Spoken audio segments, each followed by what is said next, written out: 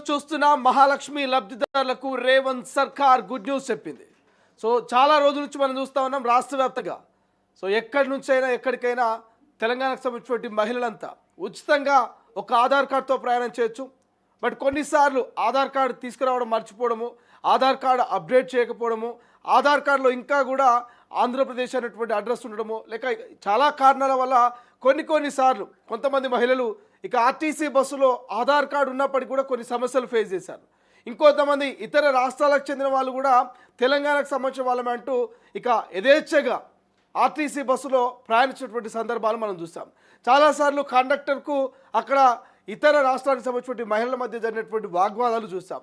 So వీటన్నిటికీ check పెట్టేందుకు మహిళలకు మరింత భరోసా కల్పిస్తూ తెలంగాణ రాష్ట్ర ప్రభుత్వం ముఖ్యమంత్రి రేవంత్ రెడ్డి మరొక అడుగు ముందుకేసి మరొక గుడ్ న్యూస్ అయితే చెప్పింది. సో ఏదైతే గ్రేటర్లో ఉన్నటువంటి 3200 బస్సులకు సంబంధించి ఆధార్తో 2 లక్షల మంది ఫ్రీగా ట్రావెల్ చేస్తూ ఉన్నారు నిత్యం.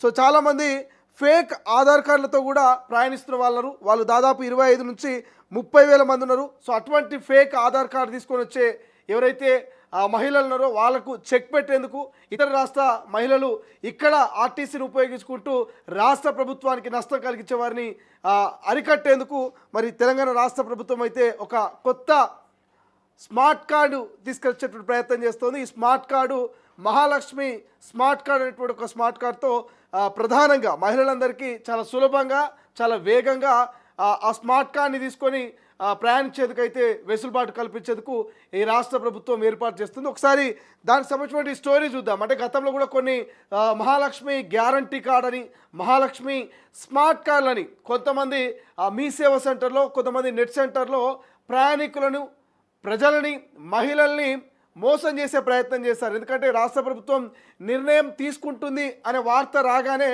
ఇగో ఇదే కార్డు అని చెప్పేసి 100 రూపాయలు, 120 రూపాయలు తీసుకొని ఇబ్బంది గురి చేసినటువంటి సంఘటనలు మనం చూసాం. అనేక మార్లు తొలివేలు కూడా దాని మీద కథనాన్ని ప్రచురించింది మనం చూసాం. షాద్నగర్ లేకపోతే హైదరాబాద్ శివార్లో ఉన్నటువంటి మొహినాబాద్ లేకపోతే చేవెళ్ళ ఇటువంటి కొన్ని ప్రాంతాల్లో కొంతమంది ఇదే మహాలక్ష్మి స్మార్ట్ కార్డు, ఈ కార్డు ఉంటే మీరు 2,500 రూపాయలు భవిష్యత్తులో తీసుకోవచ్చు, ఈ కార్డు ఉంటే మీరు ఆర్టీసీలో ఫ్రీగా పోవచ్చు, ఈ కార్డు ఉంటే 500 సిలిండర్ గ్యాస్ పొందొచ్చు, ఈ కార్డు ఉంటే 200 యూనిట్ల విద్యుత్ పొందొచ్చు, ఇదే కార్డు గవర్నమెంట్ ఇచ్చిన కార్డు అని ప్రజల్ని మభ్యపెట్టి మోసం చేసే ప్రయత్నం చేసింది. దానికి రాష్ట్ర ప్రభుత్వం చెక్ పెట్టింది.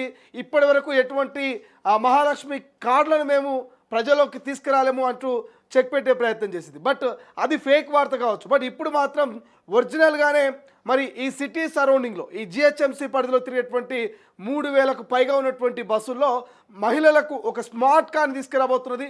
ఆ స్మార్ట్ కార్డు మనం ఏటీఎం సెంటర్కి పోయేటువంటి ఏటీఎం కార్డు తరహాలో అయినా ఉండొచ్చు, లేదంటే మన క్రెడిట్ కార్డ్ తరహాలో మనం క్రెడిట్ కార్డ్ని ఏ విధంగా అయితే పెట్రోల్ బంకుల్లో, షాపింగ్ మాల్లో స్వైప్ చేస్తామో ఆ తరహాలో అయినా ఉండొచ్చు. బట్ పూర్తి స్థాయి కార్యాచరణ కంప్లీట్ కాలేదు. కానీ ఒక స్వైప్ అంటే మనం ఒక ఏటీఎం కార్డ్ని, ఒక క్రెడిట్ కార్డ్ని ఎట్లయితే స్వైప్ చేస్తామో అదే తరహాలో ఈ మహాలక్ష్మి స్మార్ట్ కార్డ్ని ఈ రాష్ట్ర ప్రభుత్వం గ్రేటర్ హైదరాబాద్ పరిధిలో మొదటగా ప్రవేశపెట్టబోతున్నది.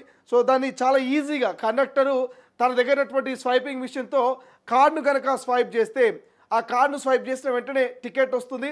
సో ఆ టికెట్ ద్వారా అంటే ఈ కార్డులో కొన్ని అంశాలని పొందుపరుస్తారు. అంటే దానికి సంబంధించినటువంటి అడ్రస్ కావచ్చు, వాళ్ళ పేరు కావచ్చు, వాళ్ళ తెలంగాణ లేకపోతే ఆంధ్రానా ఏంటిది వాళ్ళ ఒక కంప్లీట్గా వాళ్ళ డీటెయిల్స్ తీసుకొని ఎంట్రీ చేసిన తర్వాతనే ఈ స్మార్ట్ కార్డ్ని వారికి ఇష్యూ చేస్తారు. సో మీకు ఎగ్జాంపుల్ చెప్పాలంటే ఒక క్రెడిట్ కార్డ్ లాగానే క్రెడిట్ కార్డు ఎవరికంటే వాళ్ళకి ఇవ్వరు, దానికంటూ కొన్ని రూల్స్ అండ్ రెగ్యులేషన్స్ ఉంటాయి. ఆ క్రెడిట్ కార్డ్ ఎవరు వినియోగిస్తూ ఉన్నారు, ఎక్కడ వినియోగిస్తూ ఉన్నారు, వారి పేరు, వారికి సంబంధించిన డీటెయిల్స్ ఎట్లయితే ఉంటాయో ఇందులో కూడా ఈ యొక్క మహాలక్ష్మి స్మార్ట్ కార్డులో కూడా వారు తెలంగాణ వాళ్ళై ఉండాలి. వారికి సంబంధించిన డేటాను ఆర్టీసీకి సంబంధించిన వాళ్ళు ఎన్రోల్మెంట్ చేసుకుంటారు.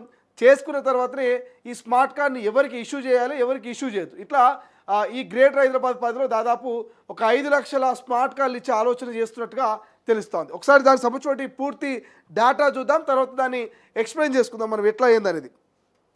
రైట్, గ్రేటర్ హైదరాబాద్ పరిధిలో మహాలక్ష్మి పథకం ద్వారా ఉచితంగా బస్సు ప్రయాణం చేసే మహిళలకు త్వరలో స్మార్ట్ కార్డును అందుబాటులోకి తీసుకొచ్చేందుకు ఆర్టీసీ అధికారులు సన్నాహాలు చేస్తూ ఉన్నారు. ఫేక్ ఆధార్ కార్డులను ఇతర రాష్ట్ర మహిళల్ని కట్టడి చేసేందుకు ఈ చర్యలు తీసుకున్నట్టుగా అధికారులు తెలిపారు. అయితే కాంగ్రెస్ ప్రభుత్వం 6 గ్యారంటీలో భాగంగా మొదట పథకంగా మహాలక్ష్మి అమలు చేసింది. ఈ స్కీముకు ఊహించని రీతిలో స్పందన వచ్చింది. అయితే రోజు లక్షలాది మంది ఫ్రీగా ప్రయాణం చేస్తున్నారు.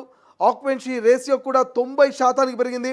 మొదట్లో ఆర్టీసీ బస్సులకే వర్తింపజేసేది. అయితే మొదట్లో ఆర్డినరీ బస్సులకు మాత్రమే ఈ మహాలక్ష్మి పథకం వర్తింపజేసిన అధికారులు తర్వాత మెట్రో ఎక్స్ప్రెస్ లాంటి బస్సులలో కూడా ఈ మహాలక్ష్మి పథకాన్ని వర్తింపజేయడంతో ఆదరణ చాలా పెరిగింది.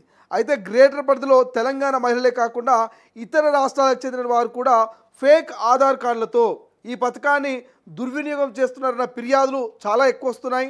దీంతో మహాలక్ష్మి పథకం అర్హులకు అందాలన్నటువంటి లక్ష్యంతో అధికారులు త్వరలోనే స్మార్ట్ కార్డులను జారీ చేయాలని నిర్ణయించారు.